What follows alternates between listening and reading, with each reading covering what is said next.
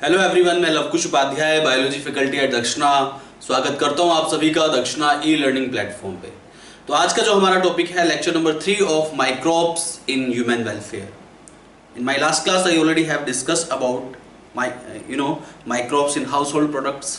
I already have discussed about microbes in industrial products. Is that clear to all of you? तो ये सब मैं detail में discuss कर चुका था अपनी लास्ट क्लास में। Next I am going to discuss about sewage treatment.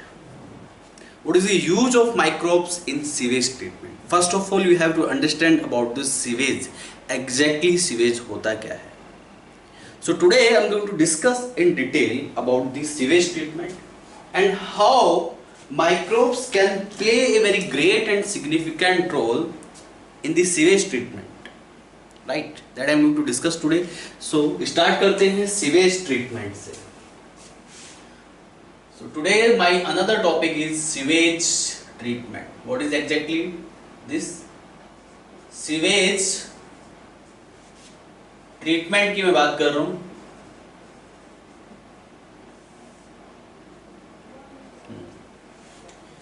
Sewage treatment, sewage exactly सबसे पहले तो आपको ये पता होना चाहिए कि सीवेज एग्जैक्टली क्या होता है, राइट?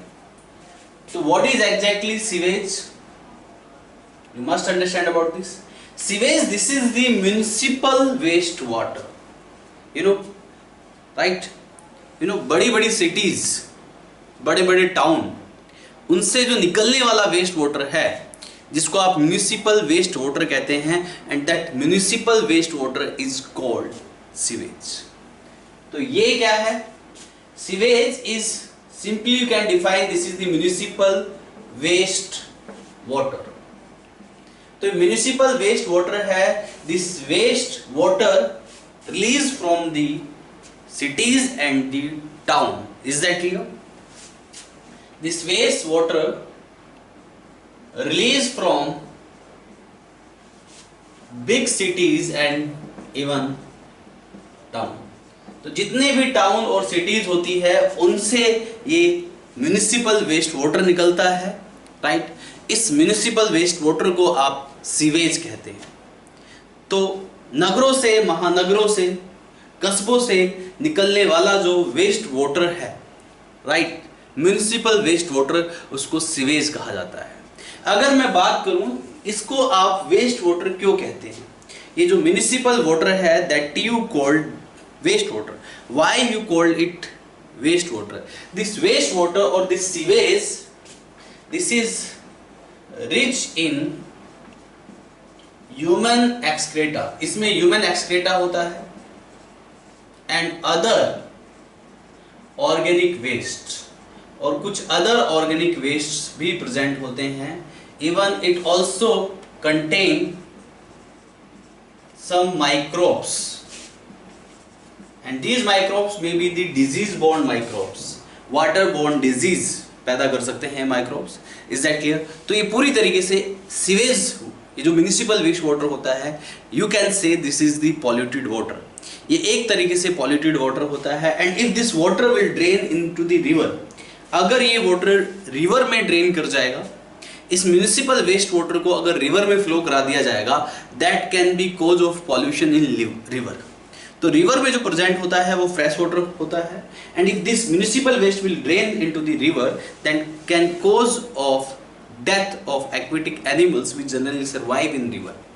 ऐसे एनिमल जो कि रिवर में सर्वाइव करते हैं, उन एनिमल्स की डेथ हो जाएगी। रिवर का वाटर जो है वो पॉल्यूटेड हो जाएगा and that can not be used by human being, और वो हमारे किसी काम का नहीं रहेगा क्योंकि वो पूरी तरीके से पॉल्यूटेड वाटर हो जाएगा। तो ऐसे केस में वाटर पॉल्यूशन को कम करने के लिए, रिवर पॉल्यूशन को कम करने के लिए, we need to perform sewage treatment. Sewage treatment को बेसिकली हम 3 मेन स्टेज में डिवाइड करते हैं। Number 1 is primary treatment, number 2 is secondary treatment and number 3 is tertiary treatment. इन तीनों स्टेज में सीवेज यानी कि म्यूनिसिपल वेस्ट वाटर के साथ क्या किया जाता है, किस तरीके से उसको ट्रीट किया जाता है, और किस तरीके से हम जो एक वेस्ट वाटर है जो कि म्यूनिसिपल वेस्ट वाटर है, उस म्यूनिसिपल वेस्ट वाटर को किस तरीके से हम क्लीन करते हैं, और किस तरीके से at the end that municipal waste water that sewage can be treated that much, we can even use for the domestic purpose also. तो इसको इतना भी ट्रीटमेंट दे दिया जाता है कि एट द एंड इसको हम अपने कंजप्शन के लिए भी इस्तेमाल कर सकते हैं. Is that clear to all of you? तो it includes mainly 3 stages of treatment. Number 1 is, it includes mainly 3 stages. एक म्यूनिसिपल वेस्ट वाटर को पूरी तरीके से क्लीन करने के लिए we need to perform 3 main stages. Number 1 is primary treatment. तो सबसे पहला जो है वो है primary treatment. Number 2 is secondary treatment.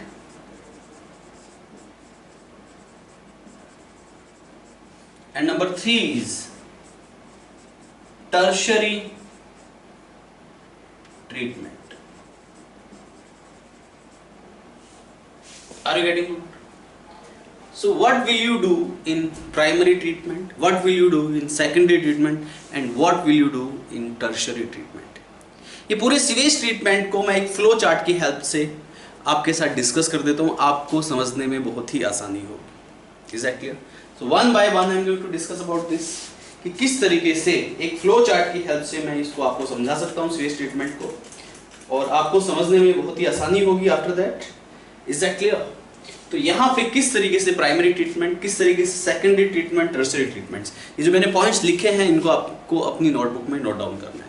So इसके बाद I am going to discuss about the primary treatment, and I am going to discuss even with the help of a flow chart also. So you must understand about this. तो देखिए please kiss तरीके से इस treatment को perform किया जाता है. You have to understand about this. तो यहाँ पे अगर हम प्राइमरी ट्रीटमेंट की बात करें, सबसे पहला जो वेस्ट वाटर का जो ट्रीटमेंट है, यानी कि जो सीवेज है उसका जो ट्रीटमेंट है, right, that is performed with the help of primary treatment, secondary treatment, tertiary treatment. What will we do in primary treatment? हम primary treatment में क्या करेंगे? You must understand about this. तो सबसे पहले I am going to discuss about the primary treatment. If I am going to discuss about the primary treatment, तो primary treatment में we generally follow 2 major steps. हम 2 main steps को follow करते हैं primary treatment में. नंबर 1, 2 main steps of primary treatment. Number 1 is sequential filtration. सबसे पहले सीक्वेंशियल फिल्ट्रेशन किया जाता है. सीक्वेंशियल फिल्ट्रेशन में जितने भी जितना भी फ्लोटिंग डेब्रिस है वेस्ट वाटर में, सीवेज वाटर में फ्लोटिंग डेब्रिस भी होता है, जैसे प्लास्टिक की बोटल्स, जैसे पॉली बैग्स और भी XYZ काफ़ी सारे फ्लोटिंग डेब्रिस जो होती है, सारी की सारी फ्लोटिंग डेब्रिस को हम जो है सीक्वेंशियल फिल्ट्रेशन से सबसे पहले फिल्टर करते हैं. Right? So you have sewage, यानी कि यू हैव वेस्ट वाटर. तो सीवेज को सबसे पहले you need to go into the primary treatment. तो सबसे पहले आप जो है पहला जो पॉइंट है वो है प्राइमरी ट्रीटमेंट. प्राइमरी ट्रीटमेंट में सबसे पहले हम क्या करेंगे? You must understand about this. This is the primary treatment.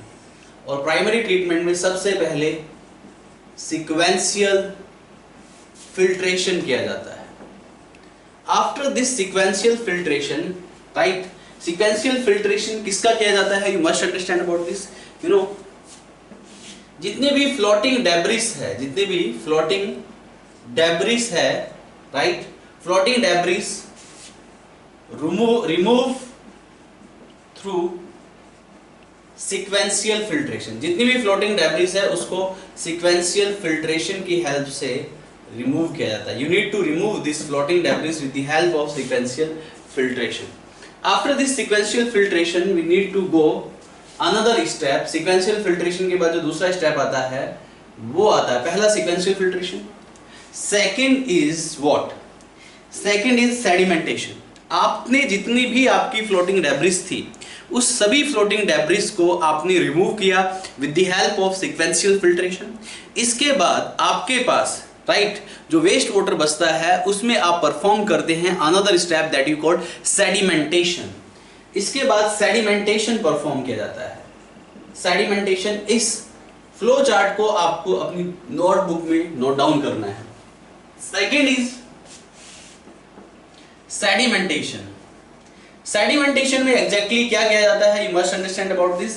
In sedimentation you need to आप जो है सेडिमेंटेशन में जितना भी उस वेस्ट वाटर के अंदर ग्रिट होता है, उस ग्रिट को, यानी कि ग्रिट में क्या आता है, जितनी भी सैंड पार्टिकल्स हो गया, सॉइल्ड पार्टिकल्स हो गया, एक तरीके से you can say dust particles जो होते हैं, वो सब के सब सेटल डाउन कर दिया जाता है उनको, राइट। तो जितना भी सॉलिड होता है, राइट, वो सारा का सारा सेटल डाउन हो जाता है इन सेडिमेंटेशन।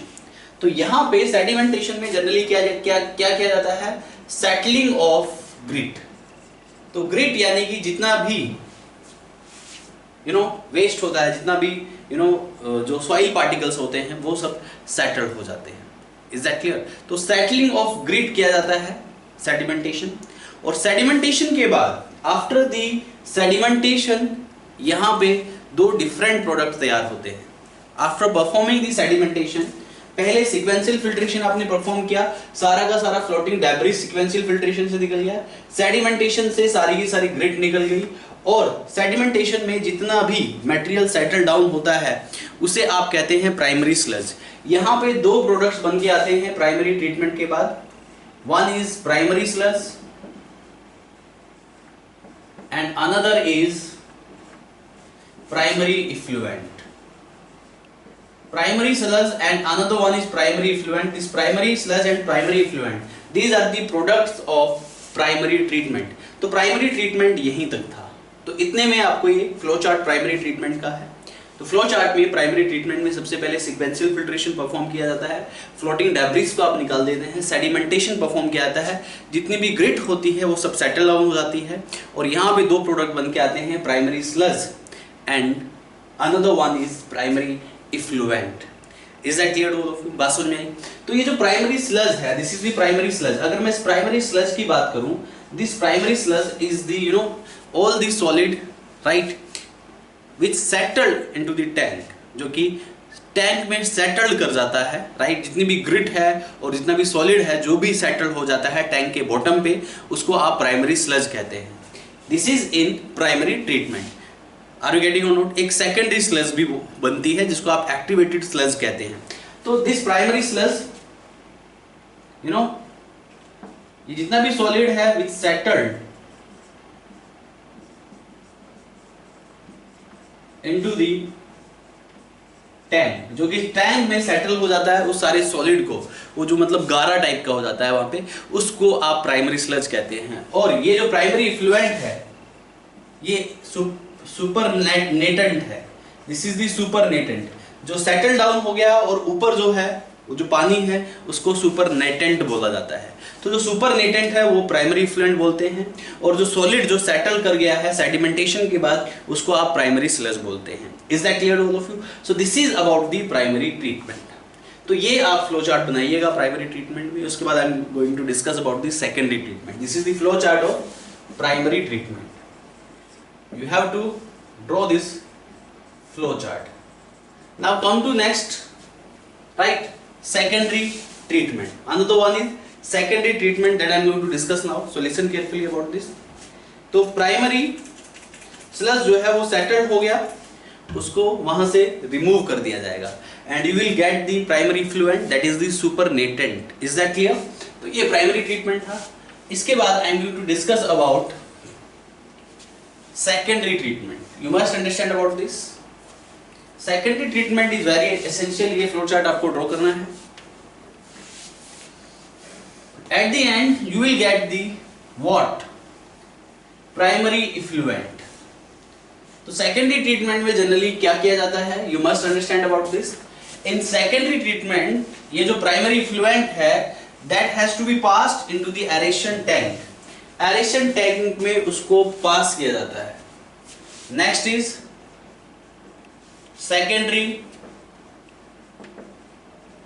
ट्रीटमेंट।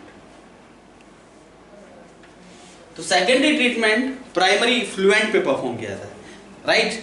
सीवेज पे जो परफॉर्म किया गया वो प्राइमरी ट्रीटमेंट था। अब सीवेज के बाद प्राइमरी ट्रीटमेंट में सीक्वेंशियल फिल्ट्रेशन हुई, सेडिमेंटेशन हुआ, उसके बाद primary effluent as a supernatant बना, और यहाँ पे बना आपका क्या, और यहाँ पे आपका बना what, primary sludge.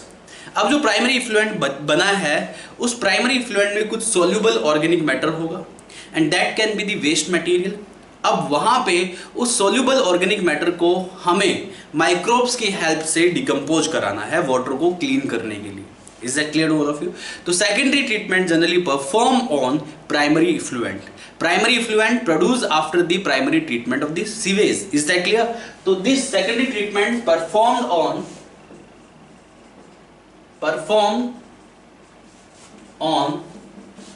primary effluent. इसको primary effluent पे perform किया जाता है, ये बात आपको याद रखनी है। At primary effluent, this is the supernatant of what, sewage water का ये सुपरनेटेंट है जिसको आप प्राइमरी इफ्लुएंट कहते हैं। अब इस प्राइमरी इफ्लुएंट पे सेकेंडरी ट्रीटमेंट को परफॉर्म किया जाएगा। And how you will perform this secondary treatment, आप इस सेकेंडरी ट्रीटमेंट को किस तरीके से परफॉर्म करेंगे, you must understand about this. तो इन दिस केस ये जो प्राइमरी इफ्लुएंट है, इस प्राइमरी इफ्लुएंट को फ्लो चार्ट की हेल्प से बता रहा हूं मैं, ये भी प्राइमरी इफ्लुएंट बचा था आफ्टर द प्राइमरी ट्रीटमेंट। इस प्राइमरी इफ्लुएंट को इसके बाद we need to pass through the aeration tank.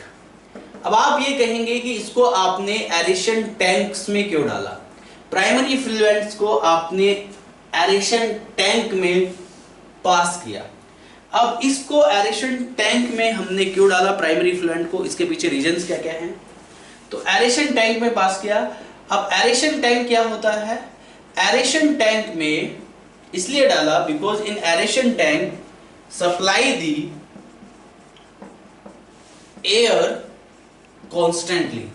इस एरेशन टैंक में कॉन्स्टेंटली एयर की सप्लाई होती है, constantly supply of air, right, constantly air supply, right. इसमें एयर सप्लाई होती है, ऑक्सीजन सप्लाई होती है। Is that clear to all of you? अब यहां पे इस जो प्राइमरी इफ्लुएंट है इसको डिकम्पोज करेंगे कुछ एरोबिक माइक्रोब्स, राइट। तो यहां पे सेटलिंग एरेशन टैंक में डिकम्पोजिशन बाय एरोबिक माइक्रोब्स। तो एरेशन टैंक में इसलिए डाला क्योंकि वहां पे कॉन्स्टेंटली एयर को सप्लाई किया गया, और कॉन्स्टेंटली एयर को सप्लाई करने से जितना भी ऑर्गेनिक मैटर था, राइट, उसका डिकम्पोजिशन प्रोसेस जो है फास्ट हो गया, और वहां पे एरोबिक माइक्रोब्स ने अपने डिकम्पोजिशन प्रोसेस को परफॉर्म किया। Is that clear? तो यहां पे सप्लाई दी एयर कॉन्स्टेंटली, एरेशन टैंक में एयर को कॉन्स्टेंटली सप्लाई किया गया, राइट। एंड कॉन्स्टेंटली सप्लाई करने के बाद जितना भी वहां पे ऑर्गेनिक वेस्ट था जो कि सोल्यूबल था, उसको डिकम्पोज किया माइक्रोब्स ने। लेकिन माइक्रोब्स उस सॉलिड वेस्ट को, उस ऑर्गेनिक वेस्ट को जो कि सॉल्युबल है वाटर के अंदर, उसको डिकम्पोज करने के लिए these microbes required the oxygen, and this required oxygen you called BOD. इस रिक्वायर्ड ऑक्सीजन को आप बीओडी कहते हैं। तो बीओडी आपको क्लियर होना चाहिए, आपने इन्वायरमेंटल इश्यूज में भी पढ़ा होगा। बीओडी मतलब biochemical oxygen demand. This BOD is required by the microbes, right, right. तो बीओडी क्या है, oxygen required by microbes for the decomposition. भाई डिकम्पोजिशन एक एनर्जी रिक्वायर्ड प्रोसेस है, और आपको पता होना चाहिए अगर एरोबिक माइक्रोब्स डिकम्पोजिशन कर रहे हैं तो उनको एनर्जी चाहिए। क्या बिना ऑक्सीजन के एनर्जी पॉसिबल है एरोबिक माइक्रोब्स में? Not possible. तो oxygen is the primary demand of the aerobic microbes. Aerobic microbes के लिए ऑक्सीजन जो है वो एक प्राइमरी डिमांड है। Are you getting or not? तो oxygen required by microbes for the decomposition process, for the decomposition के लिए ऑक्सीजन रिक्वायर्ड होती है by the microbes, and that required oxygen you called BOD, biochemical oxygen demand. Is that clear? जितनी ज्यादा biochemical oxygen demand होगी, right, यानी कि water उतना ही ज्यादा पॉल्यूटेड है, right. You can estimate the biochemical oxygen demand of a particular water and you can find out the level of pollution of the water. right? If there is more requirement of the BOD, it means water is more polluted, and if there is very less requirement of BOD, it means water is less polluted. Are you getting? तो यहाँ पे increasing demand of BOD की demand बढ़ने से इसका BOD का सीधा relation है किससे? पॉल्यूशन से. Increasing BOD it means more polluted water, more polluted water. And if less demand of BOD, और अगर BOD की less demand है, it means least polluted water. तो polluted water कम है, राइट? तो BOD की रिक्वायरमेंट पड़ेगी इस डिकम्पोजिशन के लिए. तो यहाँ पे मैं ब्रैकेट में लिख देता हूँ decomposition by aerobic microbes, and here for this process need of BOD, biochemical oxygen demand. So बड़ा सिंपल सा प्रोसेस है. जो सुपरनेटेंट बना आफ्टर द प्राइमरी ट्रीटमेंट, उसको आपने एरेशन टैंक में डाला और कॉन्स्टेंटली एयर सप्लाई की, राइट? एयर इसलिए सप्लाई करनी पड़ती है क्योंकि डिकम्पोजिशन प्रोसेस के लिए एनर्जी चाहिए, और एनर्जी के लिए ऑक्सीजन की रिक्वायरमेंट होती है, इसलिए कॉन्स्टेंटली एयर सप्लाई करनी पड़ती है. और BOD मैं आपको बता चुका हूं, this is the oxygen required for the decomposition process by the microbes per litre water. इसको आप किस में मेजर करते हैं? पर लीटर वाटर में किसी भी माइक्रोब्स को डिकम्पोजिशन को परफॉर्म करने के लिए जितनी ऑक्सीजन चाहिए, that you called BOD, right? जितना ज्यादा पॉल्यूटेड वाटर होगा उतनी ज्यादा BOD होगी, और उतनी ज्यादा बायोकेमिकल ऑक्सीजन डिमांड होगी, राइट? उतनी ज्यादा BOD डिमांड होगी. लेकिन जितना लीस्ट पॉल्यूटेड वाटर होगा उतनी कम ऑक्सीजन डिमांड होगी. अब यहाँ पे एरेशन टैंक में कॉन्स्टेंटली, राइट, डिकम्पोजिशन चल रहा है, माइक्रोब्स जो है डिकम्पोज कर रहे हैं, BOD उनको मिल रही है, आप एयर सप्लाई कर रहे हैं. अब इस डिकम्पोजिशन के बाद यहाँ पे जो प्रोडक्ट बनता है वो बनता है फ्लोक. क्या बनता है यहाँ पे? फ्लोक बनता है. First of all floc will form. Continue decomposition की वजह से यहाँ पे बन जाता है फ्लोक्स. यहाँ पे क्या बनते हैं? फ्लोक्स बनते हैं. ये बात आपको याद रखनी है. ये हमारा कौन सा ट्रीटमेंट है? सेकेंडरी ट्रीटमेंट का फ्लो चार्ट है ये, राइट? अगर आप पूरा टॉपिक नहीं पढ़ते हैं, सिर्फ फ्लो चार्ट भी देख लेते हैं, तो भी आपको सीरियस ट्रीटमेंट क्लियर हो जाएगा. तो यहाँ पे बना फ्लोक्स. अब ये जो फ्लोक्स है, what is exactly this flocs? अब ये फ्लोक्स यहाँ पे क्या है, और इस फ्लोक्स का यहाँ पे रोल क्या है? You must understand about this, listen carefully. तो यहाँ पे सेकेंडरी ट्रीटमेंट में प्रोडक्ट जो तैयार हुआ आपके पास, that you called flocs. So you have to understand about the flocks also. You must understand about this. देखिए प्लीज. Next is flocks. अब ये flocks क्या है? You must understand. देखिए प्लीज. तो flocks की मैं बात कर रहा हूं. ये जो flocks यहाँ पे लिखा है मैंने, flocks exactly होता क्या है? भाई डिकम्पोजिशन प्रोसेस कंटिन्यू हुआ, एरोबिक माइक्रोब्स, एरोबिक बैक्टीरिया या एरोबिक फंजाई में जितना भी उस प्राइमरी इफ्लुएंट के अंदर सॉल्युबल ऑर्गेनिक मैटर था उसको डिकम्पोज किया, BOD मिलती रही, कॉन्स्टेंटली आपने एयर सप्लाई की, तो एट द एंड वहां पे फ्लोक्स बन जाता है. Flocs, this is the mass of bacteria with fungal filaments. तो बैक्टीरिया का जो मास वहां पे डेवलप हो जाता है, क्योंकि डिकम्पोजिशन कॉन्स्टेंटली चल रहा है, बैक्टीरिया की मल्टीप्लिकेशन कॉन्स्टेंटली होगी, तो mass of bacteria with the fungal filament, even fungi का भी मल्टीप्लिकेशन कॉन्स्टेंटली होगा. Is that clear to all of you? तो यहाँ पे जो mass of bacteria with the fungal filament, that you called flocs, right? तो ये आपको टर्म लिखना है. सो फ्लोक्स क्या है? यहाँ पे डेवलप हो गया mass. This is the mass of bacteria with fungal filament, right? That you call flocks. You know, this process will be continue until or unless decomposition process पूरी तरीके से नहीं हो जाता है, until or unless BOD का level decrease नहीं होता है, right? यानी कि स्टार्टिंग में BOD की डिमांड ज्यादा होगी, एट द एंड जब डिकम्पोजिशन प्रोसेस होने लग जाएगा, डिकम्पोजिशन कंप्लीट होने लगेगी, तो धीरे धीरे BOD की डिमांड कम हो जाएगी. And when the BOD demand will be very less or the reduce, it means water is clean. तो BOD की डिमांड वहां पे कंप्लीटली रिड्यूस हो गई है, तो आप कहेंगे कि वाटर जो है वो क्या हो गया है? क्लीन हो गया है. Are you getting or not? तो यहां पे at the end BOD reduce होती है एंड वाटर प्यूरिफाई होता है. Is that clear all of you? Are you getting or not? अब यहां पे एक चीज मैं आपको और बता दूं, फ्लॉक्स बना, right?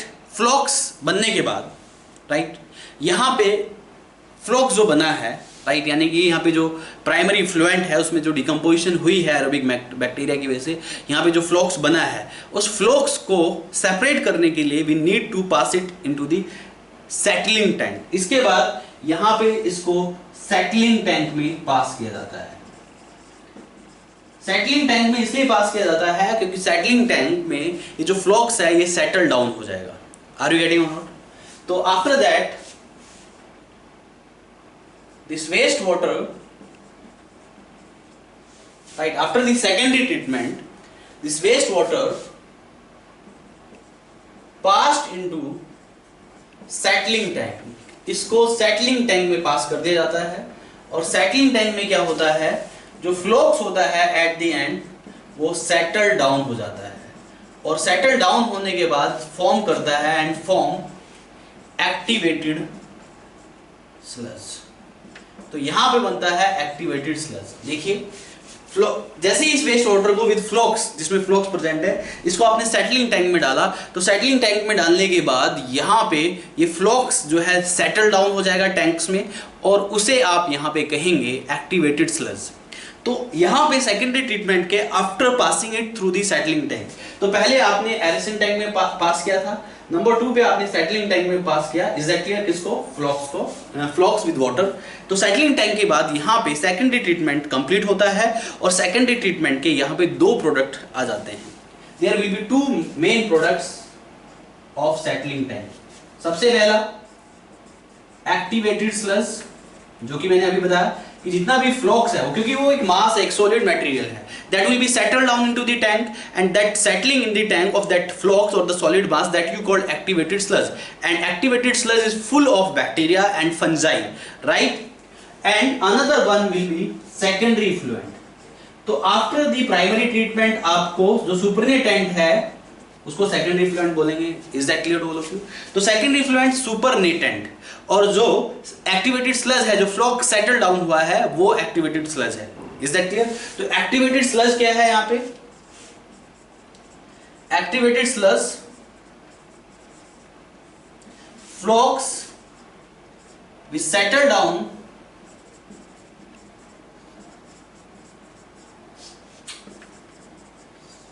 Into the settling tank. Settling tank में जो फ्लॉक्स सेटल डाउन हुआ है, right, that form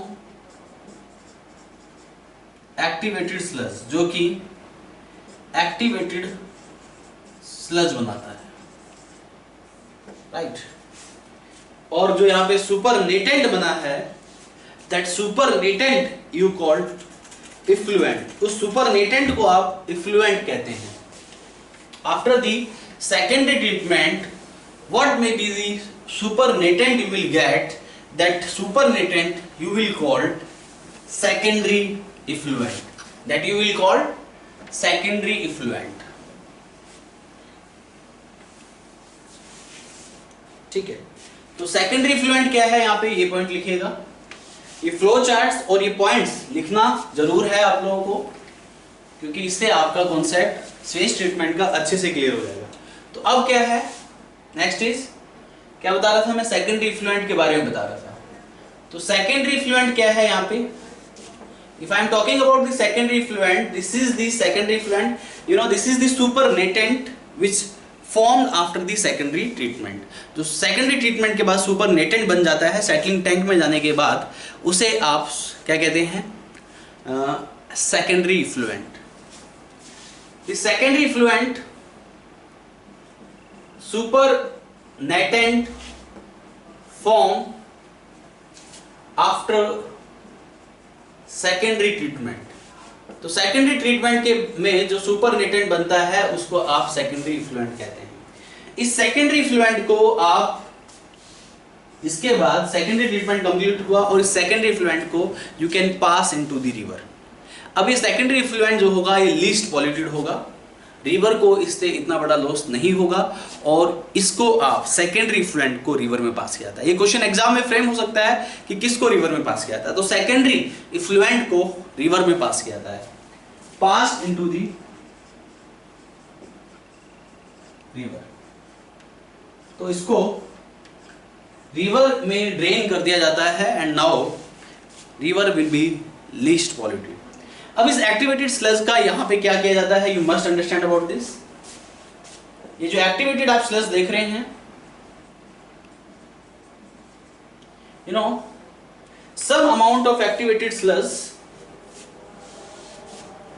right? Activated sludge को use as inoculum in aeration tank। तो aeration tank में इसको आप as inoculum इस्तेमाल करते हैं, is that clear? as starter इस्तेमाल कर सकते हैं। is some portion of the what of the activated sludge used as inoculum or the starter in the aeration tank, right? when you will pass it into the aeration tank and that can increase the microbial actions, तो वो microbial actions को increase करने का काम करता है, right? तो इसको आप activated sludge में पास कर देते हैं।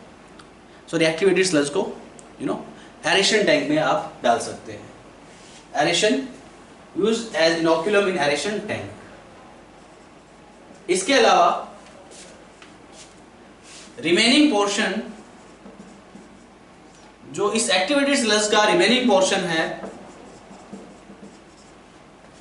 Right, pass into the anaerobic sludge digester. So the rest of the portion, some portion you need to pass into the aeration tank and the rest of the portion you need to pass into the anaerobic sludge digester.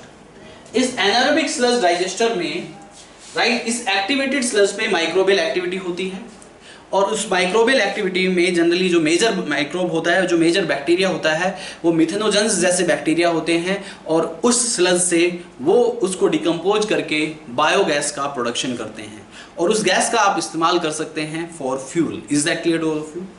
तो यहाँ पे anaerobic sludge digester में क्या होता है, anaerobic sludge digester में, right, decomposition होती है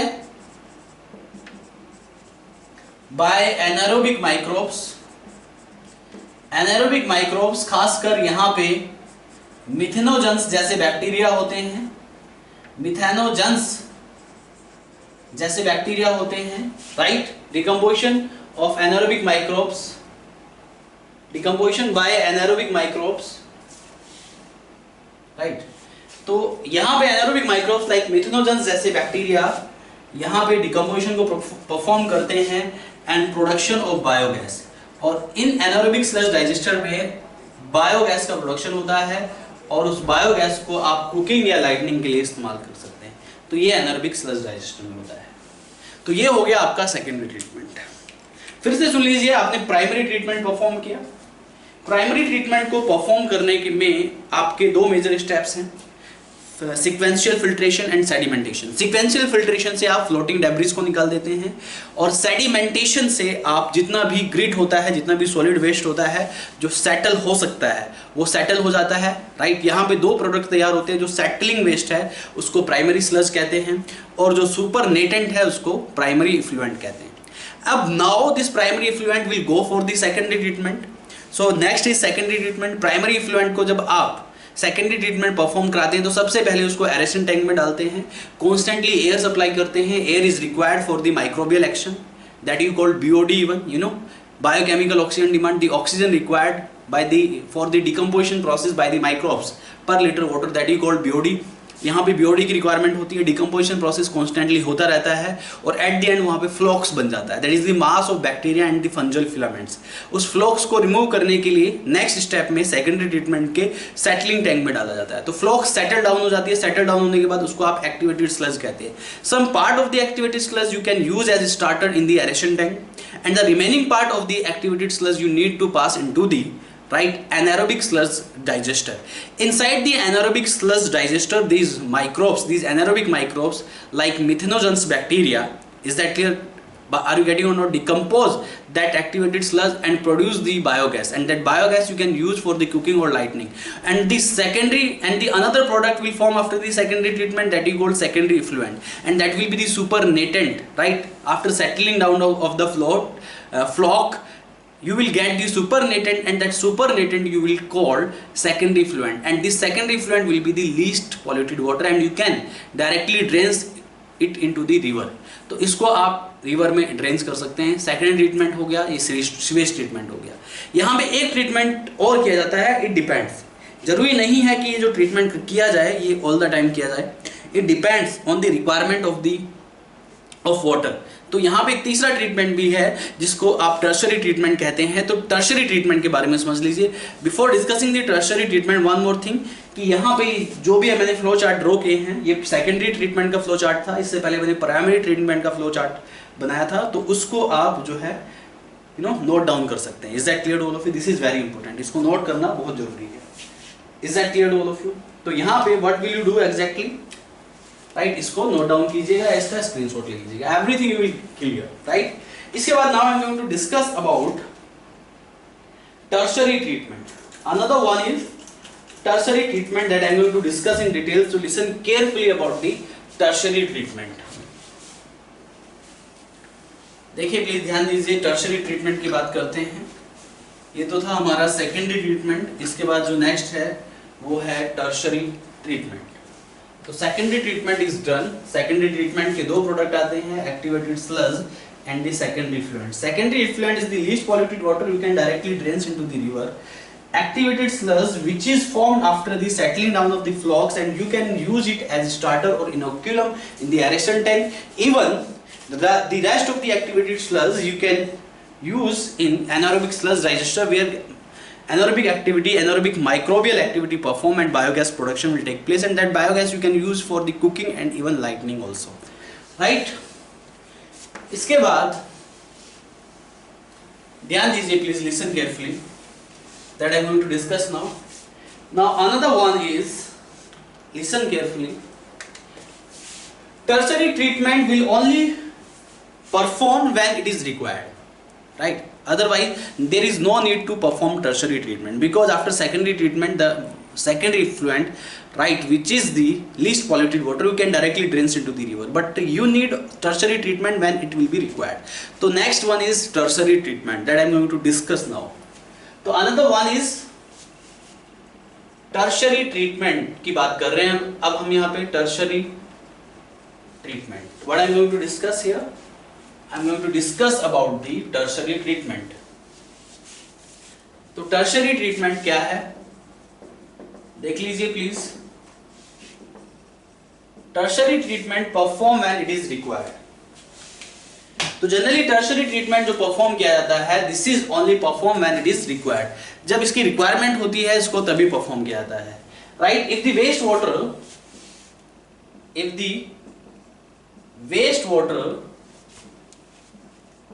used for the human consumption, अगर इस वेस्ट वाटर को आपको ह्यूमन कंजप्शन के लिए इस्तेमाल करना है, देन टर्शरी ट्रीटमेंट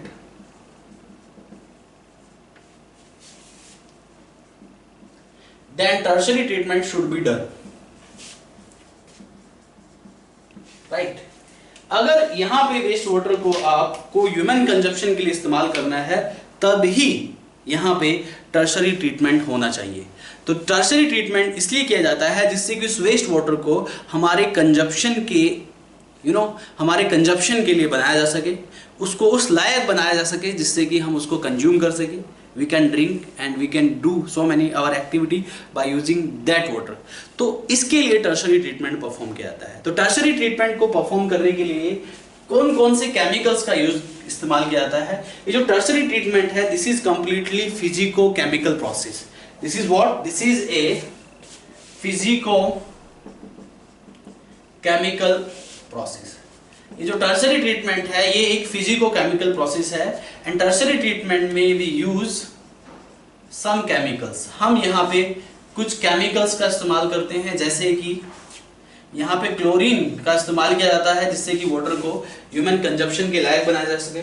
इसके अलावा यहाँ पे यूवी रेज, अल्ट्रावायलेट रेडिएशंस का भी इस्तेमाल किया जाता है। जिरकोनियम जैसे एलिमेंट का इस्तेमाल किया जाता है। परक्लोरेट जैसे एलिमेंट्स का इस्तेमाल किया जाता है। एंड रिवर्स ऑस्मोसिस, इन सभी टेक्निक को फॉलो किया जाता है। We need to use of chlorine, we need to use of UV rays, you need to use of zirconium, we need to use of perchlorate, right? इन सब materials का इस्तेमाल किया जाता है और eight the and reverse osmosis का इस्तेमाल किया जाता है। ये सब केमिकल्स और ये रिवर्स ऑस्मोसिस इसलिए परफॉर्म किए जाते हैं जिससे कि उस जो वाटर में से DDT को रिमूव किया जा सके, उसको पीने के लायक बनाया जा सके और उस वाटर की टर्बिडिटी को रिमूव किया जा सके और eight the and you will get the fresh water. Is that clear? And the water you can consume. So this is about the tertiary treatment. Are you getting? So this is all about sewage treatment. Primary treatment I have discussed. Secondary treatment I have discussed. At the end I already have discussed about the tertiary treatment. One more thing is there. One more most important point is this, right? You know that you called river action plan. एक चीज मैं और discuss कर लेता हूँ, river action plan. अब ये river action plan क्या है? Is that clear? You must understand about this. एक यहाँ पे सीवेज ट्रीटमेंट से रिलेटेड है रिवर एक्शन प्लान। इन रिवर एक्शन प्लान्स में जो मेजर प्लान्स आते हैं, इन रिवर एक्शन प्लान्स को स्टार्ट किया इंडियन गवर्नमेंट ने, ministry of environment and forest ने। These plans were started by Ministry of Forest and Environment, right? तो ये जो रिवर एक्शन प्लान्स थे, ये बात पता होनी चाहिए आपको इंडिया में, right? This is very important question, can frame as question. Started by Ministry of Forest and Environment, or you can say Ministry of Environment and Forest. तो ये प्लान्स को स्टार्ट किया इंडिया में ministry of environment and ministry of forest ने। Are you getting or not? और यहाँ पे इस प्लान में 2 मेजर प्लान्स आते हैं और ये जो प्लान्स स्टार्ट किए 1985 में, राइट? इसमें सबसे पहला जो प्लान है, there are 2 plans, 2 river plans है इंडिया में। नंबर 1 गंगा एक्शन प्लान, वैसे तो और भी बहुत सारे प्लान है लेकिन जो सबसे मेजर प्लान है वो यही है। And Yamuna action plan. आपको पता है Ganga and Yamuna both are the Indian rivers. Ganga action plan started in 1985 में स्टार्ट हुआ था।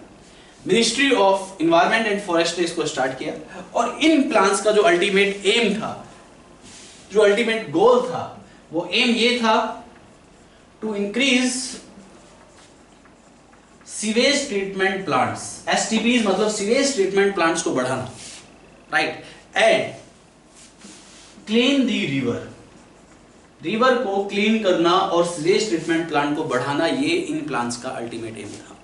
एक चीज मैं आपको बता दूं, देखिए अर्बनाइजेशन जो है वो बढ़ता जा रहा है डे बाय डे। जितना ज्यादा अर्बनाइजेशन होगा उतना ज्यादा सीवेज निकलेगा, उतना ज्यादा म्युनिसिपल वेस्ट वाटर होगा, राइट? लास्ट सेंचुरी में अर्बनाइजेशन इंडिया में चरम पे रहा है, यानी कि अर्बनाइजेशन बढ़ता ही गया है, अभी भी अर्बनाइजेशन बढ़ता जा रहा है। तो ऐसे केस में सीवेज या म्युनिसिपल जो वेस्ट वाटर है उसकी क्वांटिटी भी बढ़ती जा रही है। And we have sewage treatment plant and these are not enough for that much sewage. तो हमारे पास सीवेज ट्रीटमेंट प्लांट्स भी है लेकिन इतने ज्यादा सीवेज के लिए, इतना ज्यादा अर्बनाइजेशन हुआ तो इतना ज्यादा सीवेज के लिए हमारे पास इनफ सीवेज ट्रीटमेंट प्लांट नहीं है। तो at the end what we do, at the end हम जो है उस सीवेज को, उस म्युनिसिपल वेस्ट वाटर को डायरेक्टली रिवर्स में ड्रेन करते हैं, जिससे कि रिवर्स के पॉल्यूशन के चांसेस बढ़ जाते हैं। तो ये देखते हुए इंडियन गवर्नमेंट ने, ministry of environment and ministry of forest ने 2 एक्शन प्लान लागू किए, Ganga action plan and Yamuna action plan. In action plans में 2 मेजर गोल थे इन एक्शन प्लान्स के। सबसे पहले मेजर गोल था, मेजर इंपॉर्टेंट गोल था, वो था टू क्लीन दी रिवर्स। इन रिवर्स को क्लीन करना है क्योंकि ये बहुत ज्यादा पॉल्यूटेड हो चुकी थी। और क्लीन कैसे किया जा सकता है? STPs को बढ़ा के। STPs मतलब सीवेज ट्रीटमेंट प्लांट्स को बढ़ाया गया, कंस्ट्रक्ट किया गया। Is that clear to all of you? तो जिससे कि हम अपने गोल को अचीव कर पाए और इन रिवर्स में होने वाला जो पॉल्यूशन है उसको कम से कम कर पाए, राइट। तो ये अल्टीमेट गोल थे रिवर एक्शन प्लान्स में। इसी के साथ sewage treatment is done, this topic is completed. Now I am going to discuss another very important topic that you call biogas plant, that is also very important. A biogas plant, microbes in biogas plants, है ना। तो microbes in, देखिए आपने देख ही लिया है कि microbes किस तरीके से सीवेज ट्रीटमेंट में हेल्पफुल है। एरोबिक ट्रीटमेंट, एनारोबिक ट्रीटमेंट, दोनों ट्रीटमेंट हमने सीवेज ट्रीटमेंट में परफॉर्म किए एंड दोनों ट्रीटमेंट में we need of microbes and microbes purify and clean this water and that can make the water for the consumption of the human being. Is that clear? And that can reduce the pollution of the river water. So these are very beneficial to purify this river water. Is that clear? बात समझ में आ रही है? तो microbes के जो efforts हैं, right, microbes के एफर्ट्स से हम वाटर को प्योरीफाई कर लेते हैं, राइट। अगर हम यहाँ पे माइक्रोब्स के एफर्ट्स को रिप्लेस करें ह्यूमन एफर्ट्स से, so we need of a lot of labour and we need of a lot of energy to perform such kind of process. तो microbes at the end are very beneficial even cleaning the environment, क्योंकि pollution आप कम कर रहे हो, sewage treatment आप कर रहे हो, तो इन्वायरमेंट क्लीनिंग में भी माइक्रोब्स जो है बहुत ही बेनिफिशियल है। इसके अलावा microbes in biogas plant, another topic is microbes in biogas plant, so listen carefully. Microbes in biogas plant that I am going to discuss now, so listen carefully about this. So another topic is microbes in biogas plants.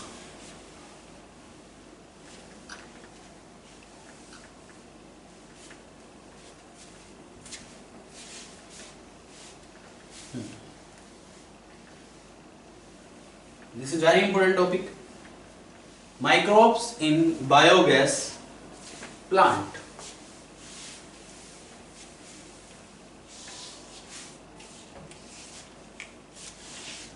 Microbes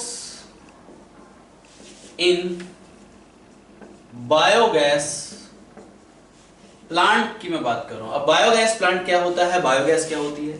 सबसे पहले हम biogas की बात करते हैं। Biogas, this is the mixture of gases, exactly this is the mixture of inflammable gases. ये वो gases का मिक्सचर है जनरली जिसमें कि इनफ्लेमेबल गैसेस होती है और जिसको हम ईंधन के तौर पे, फ्यूल के तौर पे इस्तेमाल कर लेते हैं। बायोगैस में सबसे जो मेजर कंपोनेंट होता है गैस का, जिसको आप बोलते हो methane. Methane is the real biogas, are you getting or not? CH4। तो बायोगैस में जो मेजर कंपोजिशन होती है वो CH4 यानी कि मीथेन की होती है। ये लगभग होती है, right, 60 to 70%। Is that clear to all of you?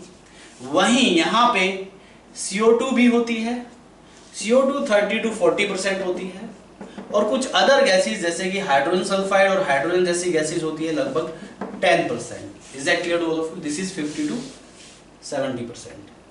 Is that clear? So this is the percentage. तो बायोगैस में सबसे जो मेजर और कॉमन गैस है, this is methane gas. Methane gas is completely inflammable gas, right. तो यहां पे जो आप मीथेन गैस देख रहे हैं, this methane gas is inflammable. ये इनफ्लेमेबल गैस है और इसकी जो मीथेन गैस की जो कैलोरीफिक वैल्यू होती है, कैलोरीफिक वैल्यू, इस कैलोरीफिक वैल्यू को आप लिख सकते हैं 4429 किलो कैलोरी पर मिलीमीटर क्यूबिक, पर मीटर क्यूबिक। तो this is the calorific value of methane gas. तो मीथेन गैस के लिए बायोगैस के प्लांट बनाए जाते हैं, और इस बायोगैस यानी कि जो मीथेन गैस है, जो कि इनफ्लेमेबल गैस है, जिसकी कैलोरीफिक वैल्यू इतनी ज्यादा है, इस बायोगैस को प्रोड्यूस करने के लिए we need of some microbes, right. तो यहाँ पे बायोगैस बनाने के लिए जो माइक्रोब्स रिक्वायरमेंट है वो कौन कौन से माइक्रोब्स है? Microbes use for the production of biogas that you called methanogens, ये नाम आपको याद रखने हैं, एंड मिथेनोबैक्टीरियम। तो मिथेनोजेंस और मिथेनोबैक्टीरियम जो होते हैं वो बायोगैस के प्रोडक्शन में हेल्प करते हैं।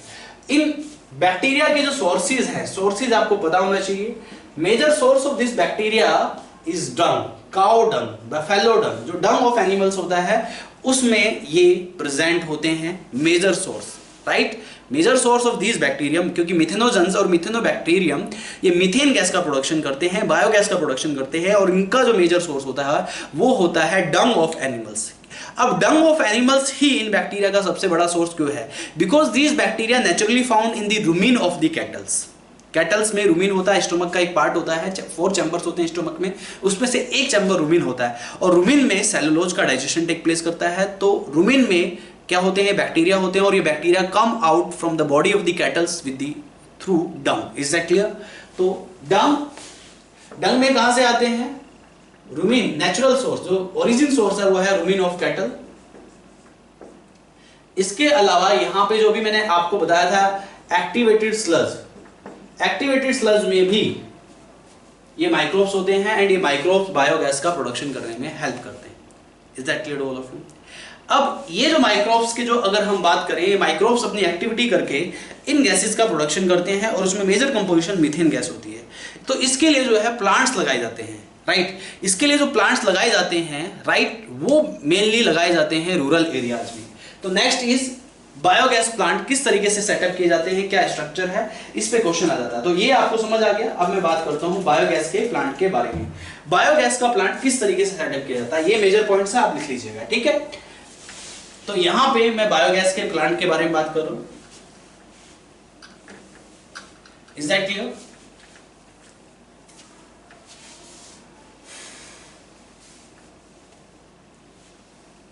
देखिए please, next is biogas plants.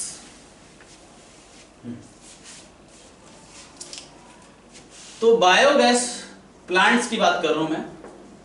तो ये जो बायोगैस प्लांट्स है जनरली इनको सेटअप किया जाता है इन रूरल एरिया।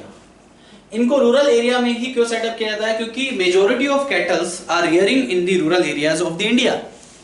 इंडिया के रूरल एरियाज में इनको रियर किया जाता है, इनको पाला जाता है, राइट? ये जितने भी कैटल्स होते हैं जनरली रिवर एरियाज में ज्यादा मिलते हैं, इसलिए इनको रूरल एरियाज में ज्यादा सेटअप किया जाता है। बायोगैस प्लांट को बनाने के लिए यहां पे एक गड्ढा खोदा जाता है। This is approximately 10 to 15 feet. ये एक 10 से 15 फीट का एक गड्ढा खोदा जाता है, याद रहे, मैं बना देता हूं बायोगैस प्लांट को। ये 10 से 15 फीट का एक गड्ढा है। Is that clear? इस गड्ढे में यहां पे कुछ इनलेट्स सेट किए जाते हैं। These are the inlets of this. थोड़ा नीचे बनाते हैं।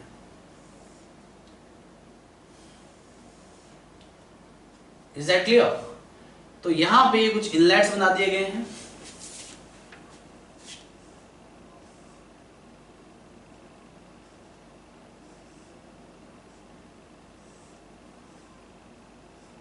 Are you getting? Is that clear? This is the diagram. यहां पे बायोगैस प्लांट में ये इनलेट है। यहां पे एक साइड डंग वाटर डाला जाता है, क्योंकि डंग is the chief source for the production of gas, biogas. तो डंग वाटर डाला। ये गड्ढा कितने फीट का है? 10 to 15 फीट का ये गड्ढा है, जो कि एक कंक्रीट टैंक है। क्या है? एक कंक्रीट टैंक है 10 to 15 फीट। इस 10 to 15 फीट कंक्रीट टैंक में एक गैस होल्डर सेट कर दिया जाता है। This is the gas holder. This is what? ये यहाँ पे एक गैस होल्डर सेट कर दिया गया है। ये गैस होल्डर क्या काम करता है? गैसेस को होल्ड करता है। ये पूरा एम्प्टी होता है और इसका लेवल बढ़ता रहता है। जैसे जैसे बायोगैस का लेवल बढ़ता जाएगा, जितना ज्यादा बायोगैस का प्रोडक्शन होगा, ये ऊपर उतना ही ज्यादा उठता जाएगा। And this gas holder float over the, right? ये जितनी भी यहाँ पे डंग वाटर, जितनी भी यहाँ पे स्लरी डाली हुई है, डंग वाटर है, उसके ऊपर ये फ्लोट करता है। Is that clear? फ्लोटिंग करता है और इसका लेवल राइज होता रहता है, ये ऊपर उठता रहता है जैसे जैसे गैसेस का लेवल बढ़ता है। पूरा डिकम्पोजिशन होने के बाद यहाँ पे जो भी पूरा डिकम्पोजिशन हो गया, गैसेस बन गई। कौन कौन सी gases? Methane gas, carbon dioxide gas, hydrogen sulphide जैसी गैसेस एंड सो ऑन, काफी सारी गैसेस बन गई। और यहाँ पे ये जो गैसेस बनती रहती हैं और इसका डिकम्पोजिशन होता रहता है। एट द एंड डिकम्पोजिशन के बाद जो बचता है यहाँ पे स्पैंड स्लरी, ये स्पैंड स्लरी को यहाँ से निकाल लिया जाता है। तो ये एक आउटलेट है स्पैंड स्लरी, इससे स्पैंड स्लरी को निकाल लिया जाता है और इस स्पैंड स्लरी को आप इस्तेमाल करते हैं as a fertilisers in your agriculture field. तो ये बायोगैस प्लांट का एक सेटअप है। और दूसरा यहाँ पे एक आउटलेट और बना दिया जाता है। This is the another outlet. तो ये एक आउटलेट बना दिया, इस आउटलेट से आप गैसेस निकालते हैं। गैसेस निकालने के लिए एक पाइप कनेक्ट कर दिया है और इस पाइप को जहां पे भी गैसेस का सोर्स आपने स्टोर कर रहे हैं गैसेस को, या आप जहां पे भी इस्तेमाल करते हैं, डायरेक्टली वहां तक इस पाइप का कनेक्शन होता है। Is that clear to all of you? तो ये है biogas plant. Is that clear? Biogas plant की जो टेक्नोलॉजी को इंडिया में डेवलप किया वो दो ऑर्गेनाइजेशन ने डेवलप किया, Indian agriculture research institute and KVIC यानी कि Khadi village industrial commission, right? This technology, ये जो टेक्नोलॉजी है was developed by IARI, India में IARI Indian agriculture research institute and KVIC यानी कि Khadi village industrial commission, Indian agriculture cultural research institute and Khadi village commission ने biogas के plant की technology को डेवलप किया। Is that clear to all of you? बात समझ में आ रही है? So this is all about the biogas plant. Are you getting?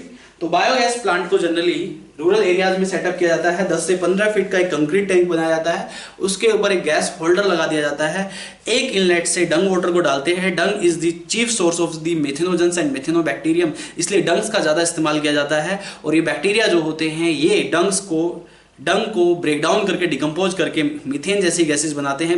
ये biogas exactly mixture of gases है, इसमें से 60 से 70% जो होती है मीथेन गैस होती है, यहाँ पे 50 से 70%, 30 to 40% CO2 होती है और इसके अलावा 10% हाइड्रोजन सल्फाइड और हाइड्रोजन जैसी गैसेस भी इसमें प्रेजेंट होती है। मीथेन जो है इन्फ्लेमेबल गैस है जिसकी कैलोरीफिक वैल्यू 4429 किलो कैलोरी पर मीटर क्यूबिक है। Is that clear? तो ये सब डाटा है अबाउट द बायोगैस प्लांट और इसमें भी माइक्रोब्स का इस्तेमाल किया जाता है for the production of this gas. So this is all about sewage treatment plants and this is all about biogas plants. इसके बाद my another topic is what?